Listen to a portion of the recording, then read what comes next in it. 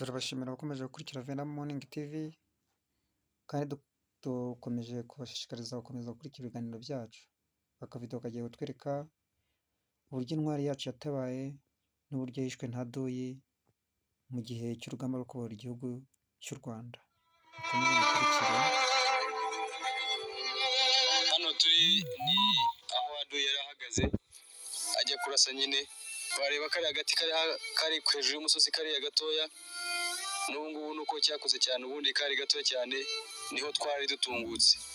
Adoyi yari hano abonye dutungutse hariya hejuru ku gasozi, nibwo yarasaga ayo masasu nyine yarashe makeya, havuyemo rimwe ryafashe Leta Van Fred yari yicaye kuri iryo buye, nuko Adoyi aturutse hakurya hariya aho nakweretse mu muhanda wa kaburimbo, nuko arahaguruka yavuze ko ati Adoyi yameye kujya, nicyo yavuze. Hanyuma intambara iratangiye, nuko atubonye Adoyi yatubonye hano ku musozi yarashe ayo masasu make nakubwiye, rimwe niryo ryafashe Leta Van Fred nkano mu gahanga.